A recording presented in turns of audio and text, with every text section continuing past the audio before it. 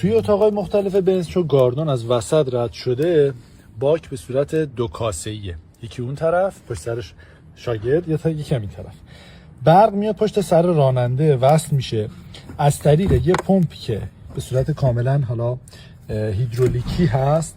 برق میاد از طریق این سیما و سوکت‌ها این طرف. مغزی پشت سر شاگرد هست. ببینید از اینجا بنزین رو پمپاژ میکنه از طریق این شلنگ، میاد این طرف، از این طرف توی فشار شکن و رگولاتورش فشار تنظیم میشه، از طریق این شلنگ هم میره به سر ریل سوختش.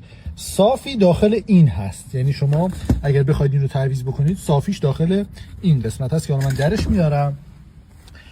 و نکته‌ای که هست، وظیفه این پمپ ایجاد تعادل بین دو سمت هم هست، یعنی با این لوله‌ای که باز این طرف داره که اینجا می‌بینید تعادل رو دو طرف برقرار میکنه که شما یه طرف خالی نشه یه طرف پر بمونه.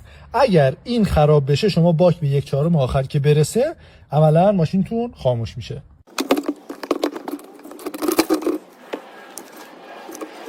صافی داخل این قسمته، اینو یه ذره بچرخونید بکشید پایین، صافی رو میتونید در بیارید، صافی بعدی رو جا بزنید. یکی از نکات مهم تو جا زدن پمپ بنزین برای اینکه درست انجام بشه و گیج درست نشون بده اینه که این خط، این فلش باید دقیقاً روبرو این قسمت باشه. اگر این اینجوری نباشه گیج اشتباه نشون میده. این همیشه باید دقیقاً روبروی همون بذارید و ببندیدش.